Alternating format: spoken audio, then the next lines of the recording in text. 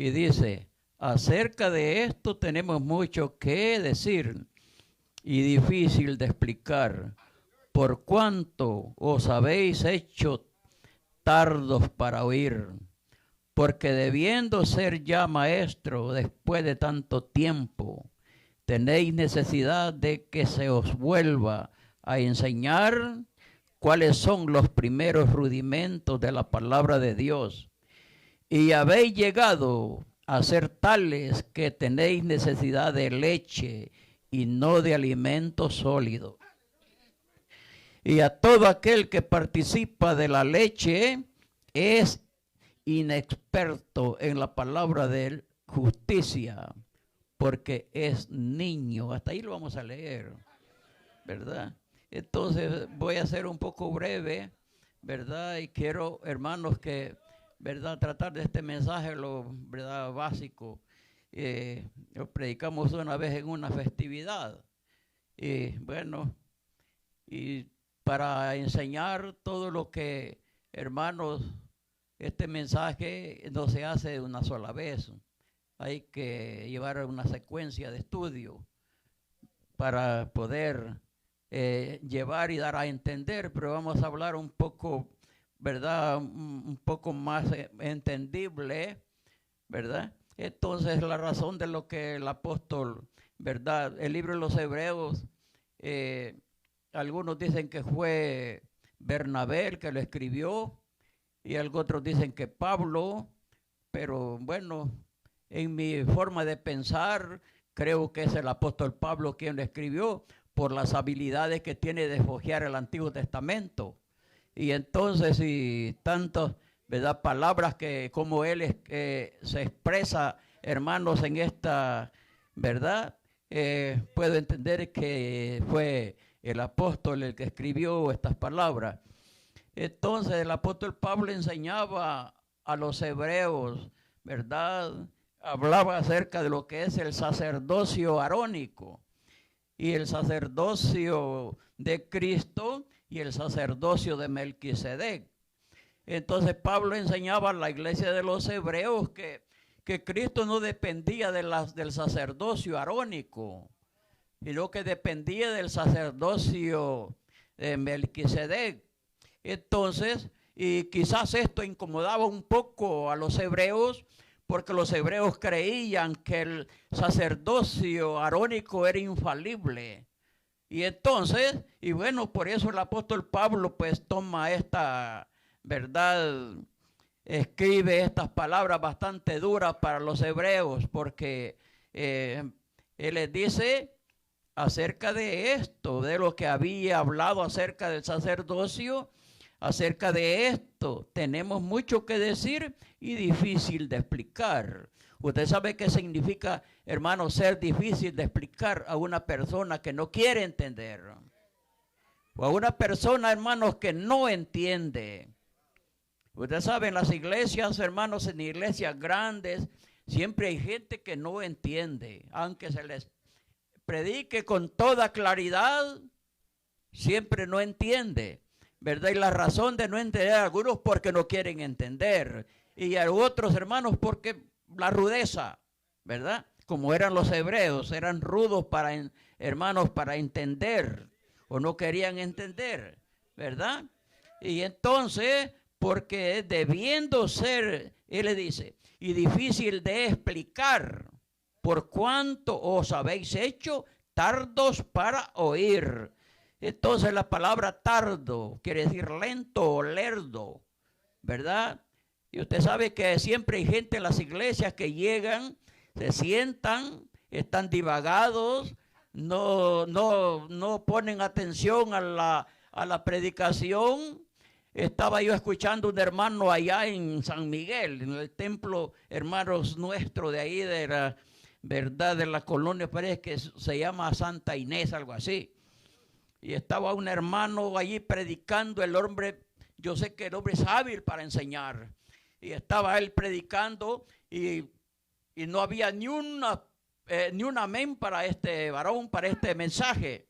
Y entonces el hombre matándose y yo llegué por último y me senté y miro la iglesia, hermanos, en una forma tan divagada, Fíjese bien, tan divagada. Cuando yo me paré, yo les dije qué sucede con ustedes, ¿verdad? ¿Entienden o no entienden el mensaje? Yo le entiendo tan clarito. Entonces, y eso es lo que sucede, ¿verdad? Entonces, Pablo quería, hermanos, introducir lo que es un tema tan maravilloso que es la madurez espiritual. La madurez espiritual, ¿verdad? Pero puedo poner el tema, la dependencia de Dios. Cuando dependemos de Dios, hermanos, estamos despiertos. Dependemos de Dios, tenemos deseo de escuchar. Tenemos deseo de aprender, ¿verdad? Deseo de orar, deseo de estudiar la Biblia. Entonces,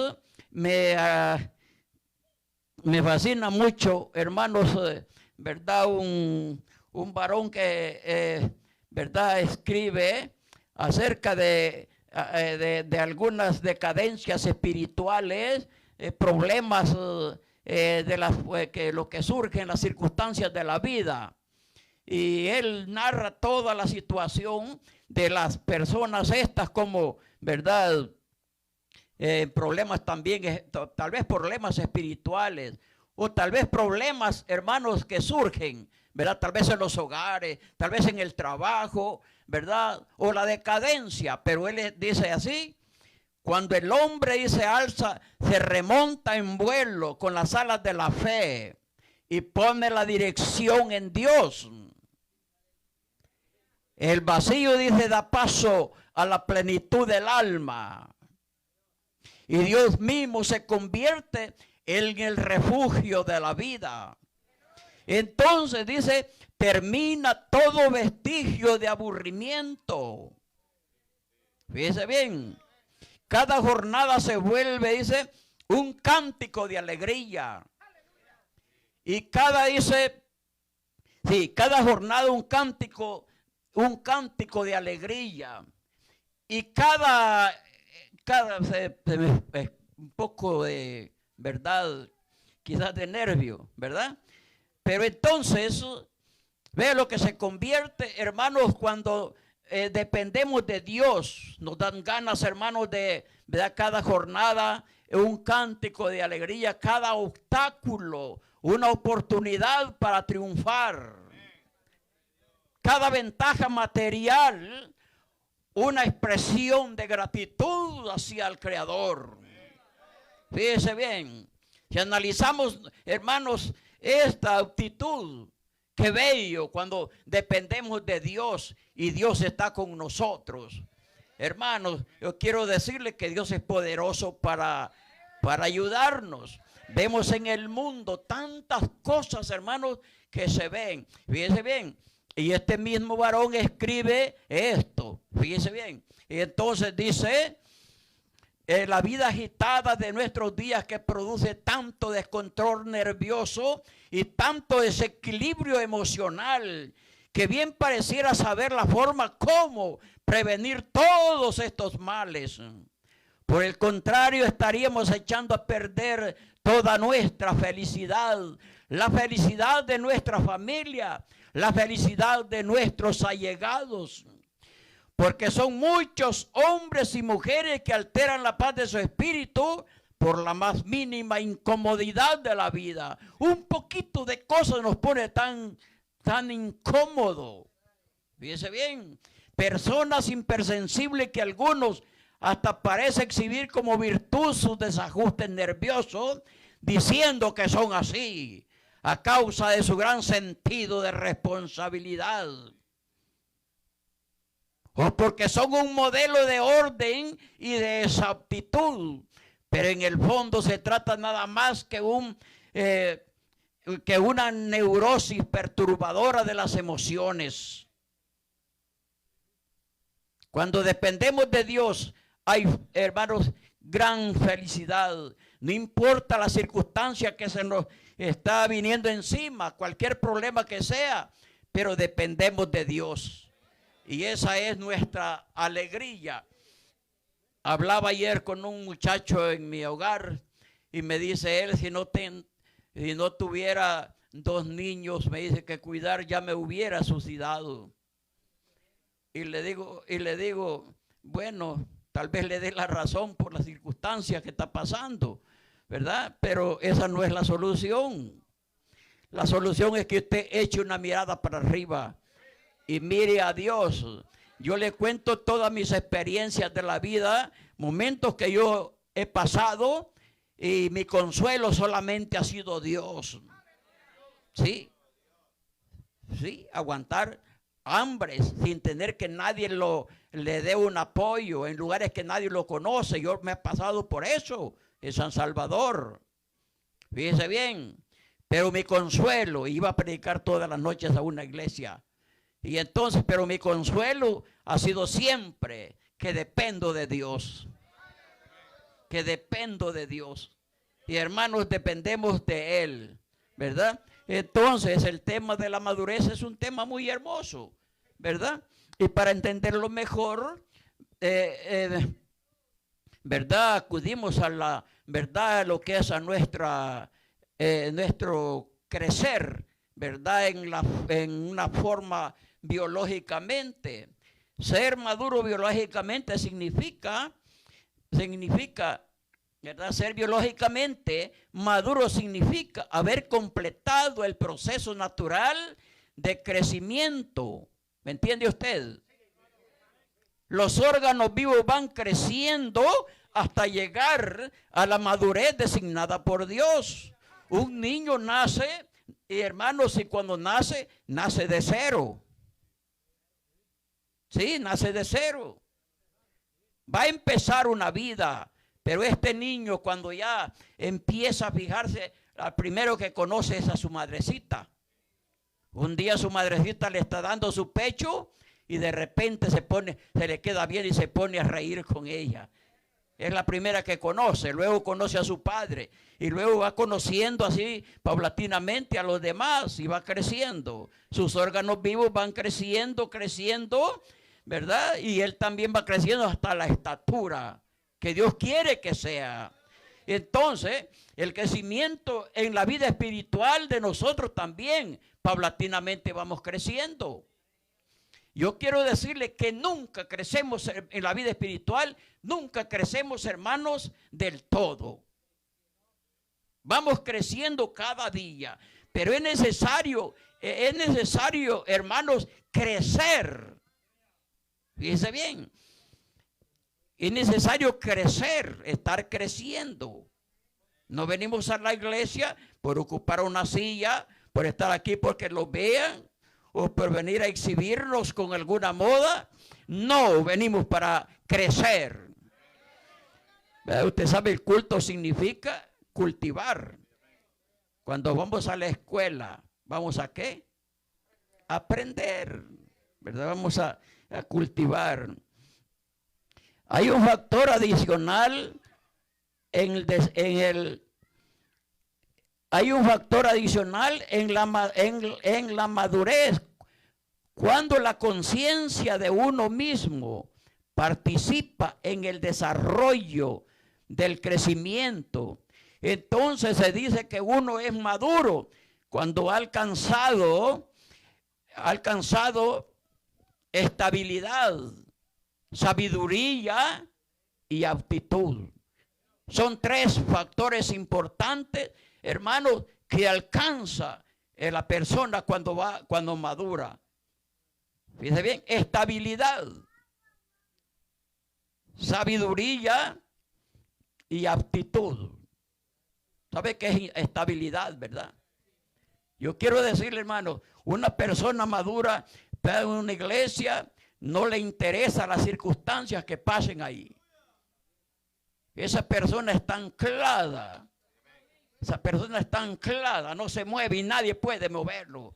Un creyente maduro, nadie puede moverlo, ¿verdad? De sus sentimientos. ¿Sí? Una persona madura no lo puede mover un falso profeta. ¿Sí? Porque hay falsos profetas. Fíjese bien, había un profeta una vez y profetizaba en una iglesia y toda la iglesia estaba, ¿verdad?, satisfecho con lo que él estaba profetizando. Pero luego salió de allí y se fue para fronteras de Honduras y se encontró allá con otro profeta. Y le dijo el otro profeta, ¿y tú a dónde perteneces en la iglesia apóstoles y profetas? Sí, pero tú estás equivocado, le dijo el otro. ¿Por qué? Le dijo, porque mira, el bautismo es aquí y allá, solo es en Jesús. Y tú estás bautizado en las 3 palabras. Y cuando regresó enseñando lo que otro le había enseñado, ¿verdad? Entonces, fíjese bien hasta dónde podemos llegar. La falta de madurez, la falta de estabilidad, la falta de sabiduría. Entonces, es importante. Vea bien. Entonces, la madurez en el sentido teológico se refiere a un nivel elevado de desarrollo espiritual y moral. Vea bien. Hermanos, yo quiero decirle, el tiempo, hermanos, es un poco, ¿verdad? Para explicar, ¿verdad? Tanto lo que es el concepto de la madurez. Mensaje lo predicamos una vez en una festividad, como les dije. Entonces, pero vamos a hablar, hermanos, un poquito para que podamos entender, ¿verdad? Lo que es madurez. Y entonces yo sé, hermanos, que no vengo a decirles que ustedes son inmaduros, sino que traigo un mensaje. Traigo un mensaje, eso es todo, ¿verdad? Así que entonces, y Dios quiera que todos ustedes hayan alcanzado, ¿verdad? Esa madurez. Gracias al Señor, haya alcanzado esa madurez. Tenía una iglesia grande en San Salvador, y entonces, y luego llegaron unos varones y la dividieron. Se llevaron como unos 300 miembros, me dejaron como unos 60. Entonces, pero quiero decirle que el que se llevó esa cantidad de gente, la iglesia sabía la actitud de ese hombre. Todos ya me habían contado, no, porque le dieron ministerio, este hombre es aquí, este hombre es allá, y bueno, un hermano en carne, entonces me expresa por qué tienen a ese varón allí, hermano de él. Entonces, pero cuando se fue un chorro de tres, y toda la juventud se fue. ¿Y sabe por qué se fue? Andaban 3 niñitas bien bonitas. ¿Sí? Andaban 3 muchachitas bien bonitas, las hipotas, y entonces se pegaron todos los jóvenes. Fíjese bien, un montón de jóvenes mirando por una sola ventana. ¿Cree usted que es madurez? ¿Verdad? No es madurez. Entonces la Biblia nos ordena a nosotros que seamos maduros, incluso en la forma de pensar, ¿verdad? Los corintios tenían un problema, ¿verdad? Y el problema que tenían los corintios, que hermanos, que eran partidarios, habían aceptado a Cristo, era una iglesia que Dios los había bendecido mucho con los dones espirituales. Sin embargo, Pablo los elogia, hermanos, por todas las bendiciones que tenían, pero tenían un problema. Ellos se habían fijado en la habilidad de los predicadores. Pablo era un hombre elocuente en el mensaje, en la predicación, un hombre muy entendido, muy bíblico. Y entonces, si algunos le habían puesto los ojos a Pablo y otros habían puesto los ojos en Apolo, porque era un hombre también hábil, ¿verdad? Hábil para la palabra.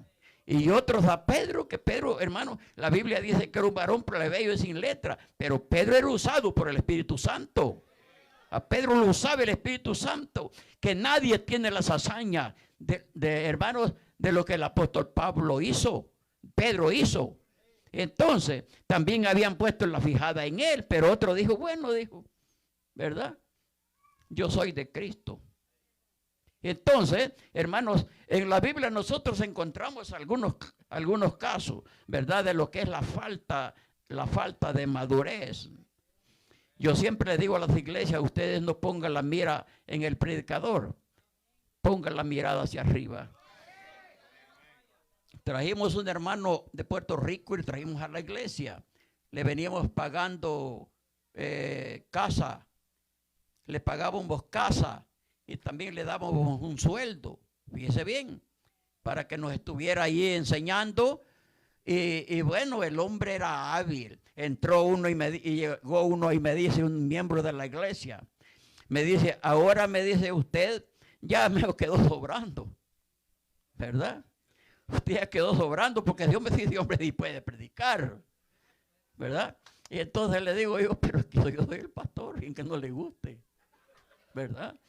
Aunque ese hombre sea hábil para predicar y tenga más habilidad para mí, pero yo soy el pastor, ¿verdad? Y bueno, luego se vio el fruto del predicador, ¿verdad? Entonces no miremos las apariencias, pero antes de todo, hermanos, miremos arriba. Miremos allá donde está nuestro Señor y Salvador Jesucristo, ¿verdad?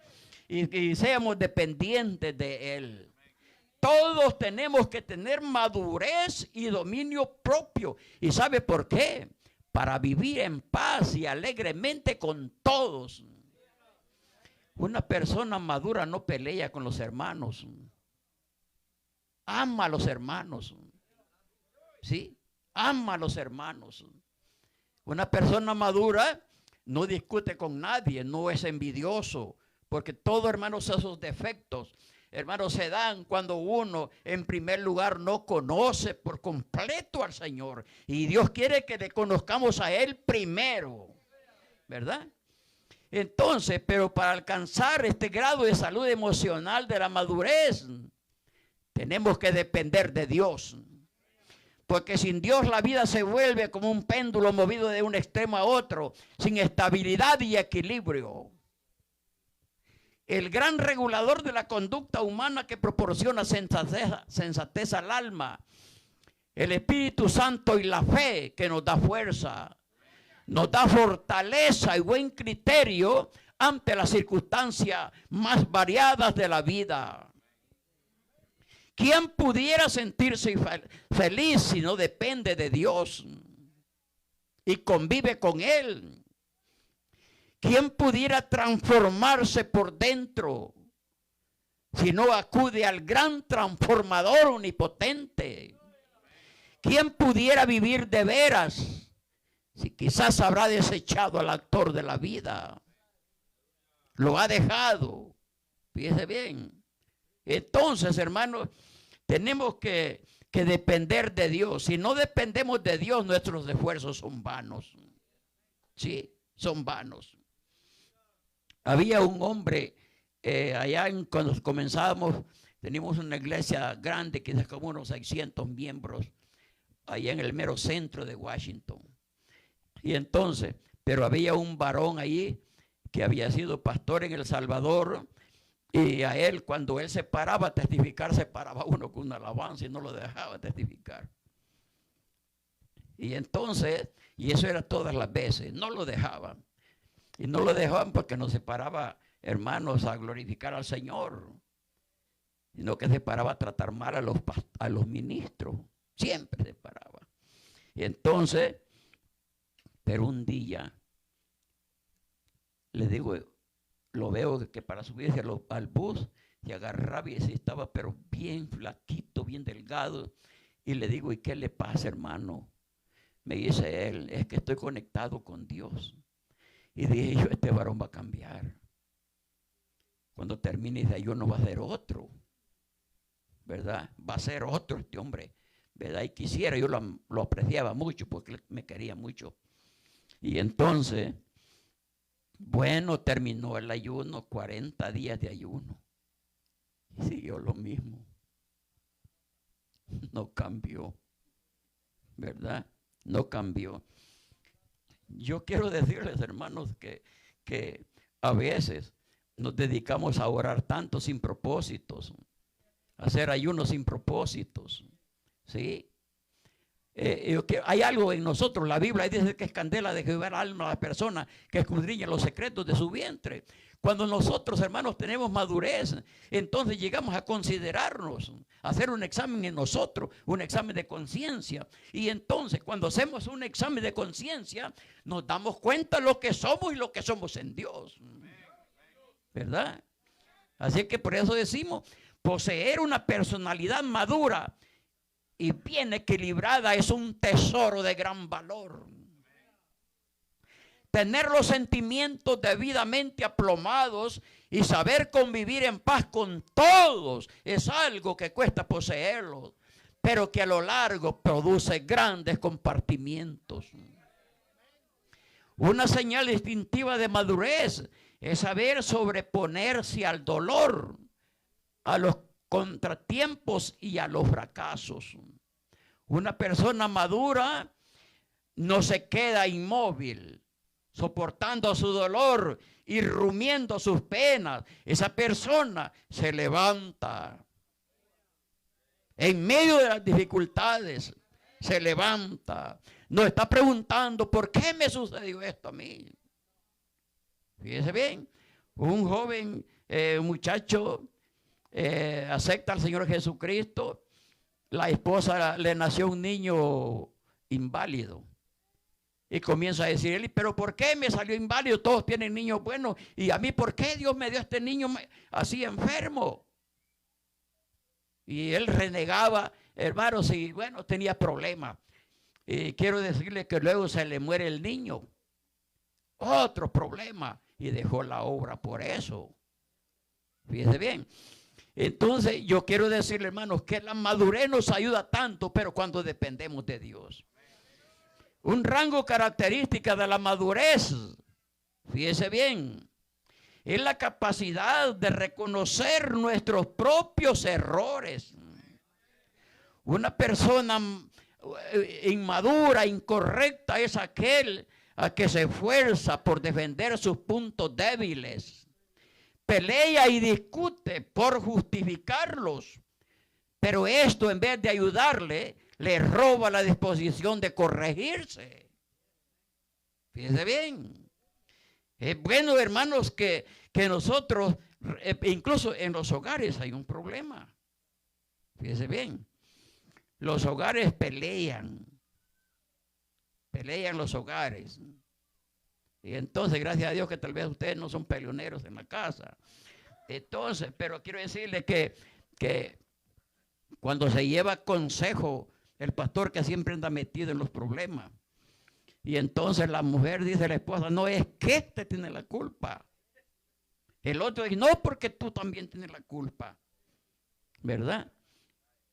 Y entonces, y quiero decirle que es muy difícil arreglar un problema así.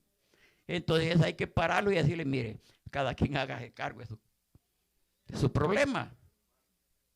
¿Verdad?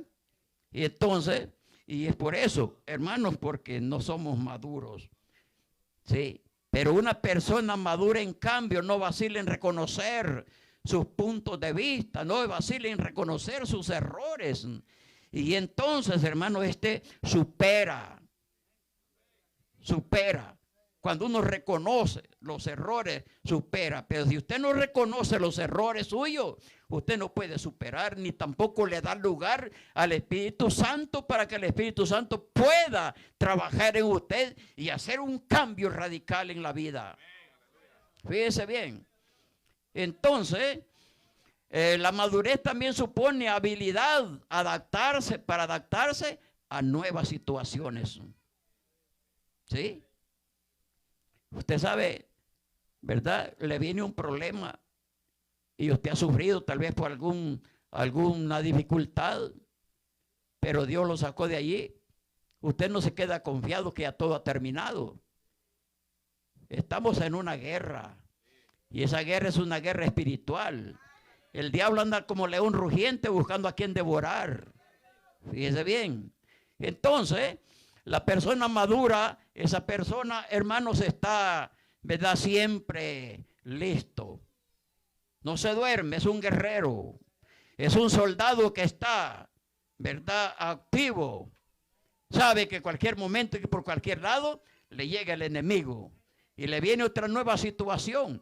Por eso una persona tal se adapta a lo bueno y a lo malo. Puede convivir con personas que son cordiales y también con personas que no lo son. Adapta sus gustos y su espíritu conforme sean las circunstancias de la vida.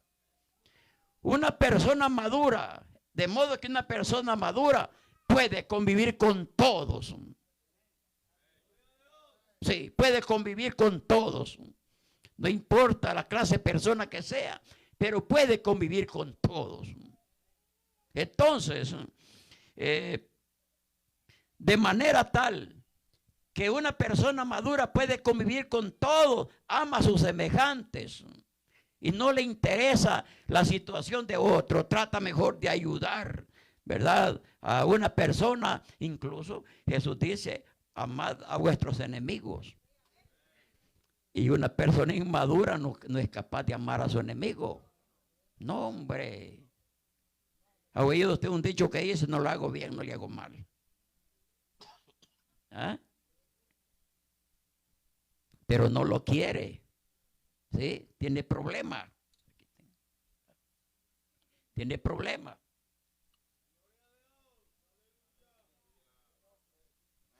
Ya vamos a terminar, ¿verdad? Entonces, vea bien. Una persona madura es feliz. ¿Sabe por qué? Porque ha descubierto el secreto para vivir con limpieza, con altura y equilibrio. Vea bien, una persona madura descubrió el secreto para vivir con limpieza. ¿Cómo es que puede vivir con limpieza? Sacarse todo lo que hay en el corazón y echarlo para afuera. Darle lugar al Espíritu Santo para que el Espíritu Santo tome posesión de su persona y luego hacer morada en él. Es una persona, hermanos, muy feliz, ¿verdad? El Espíritu Santo es el que nos enseña el camino. Él nos guía, es nuestra guía. Él nos conduce por senderos de justicia. Entonces, es feliz porque ha descubierto el secreto para vivir con limpieza y también con altura. ¿Sabe usted qué significa vivir con altura, verdad? Yo quiero decirle, hermanos, que muchas personas, Dios los ha levantado bien altos. Los ha levantado bien altos. ¿Sí? Y entonces allá el Señor, hermanos, los ha levantado bien altos, pero hay un problema. Que hay hombres que ya cuando se encuentran en la altura, que se miran que están en la cumbre. Usted hoy ha leído la historia de Nabucodonosor. Un hombre que se había subido a la cumbre, estaba muy alto, pero de allá comenzó a, hermanos, a claudicar, a decir que todo lo que había allí, todo él lo había hecho, el gran muro, la gran ciudad, hermanos, de oro, y todo lo que él lo había hecho. Entonces Dios lo bajó y lo tiró a comer zacate por 7 años. Entonces yo quiero decirle, hermanos, la falta de madurez, pero una persona madura, hermanos, llega a la cumbre y se mantiene porque tiene equilibrio allá. Pero ¿sabe por qué tiene equilibrio? Porque depende de Dios. Reconoce que quien lo ha llevado a la altura es Dios mismo. Y Dios a eso le gusta. Nosotros somos gusanos. Entonces, bueno, ahora entendemos, hermanos, que para alcanzar este precioso tesoro o el camino de la madurez es la dependencia de Dios. De modo que el poder divino obra en nuestra vida cuando Dios mora en el alma.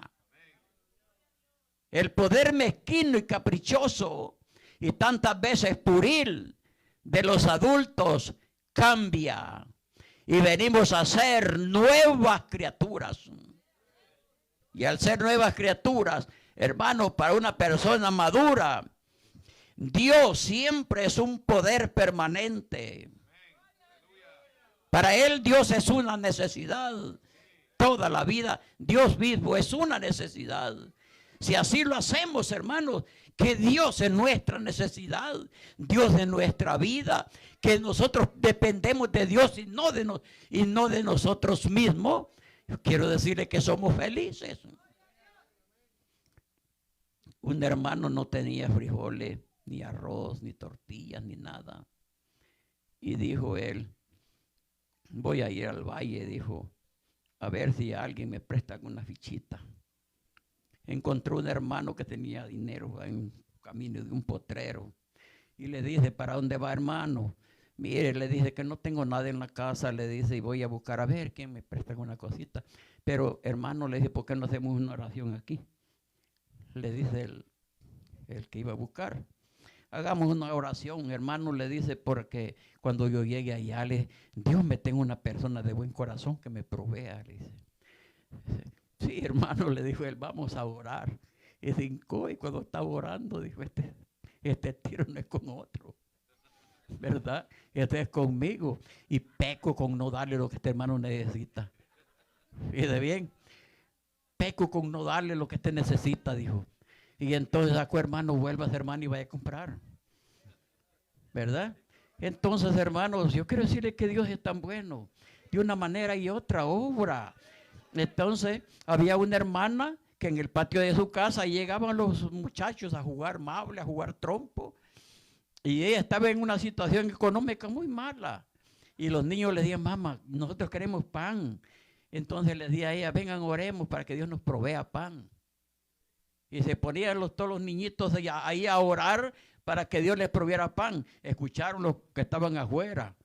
Y entonces dijeron ellos, mira, está diciendo, pidiéndole a Dios que les dé pan.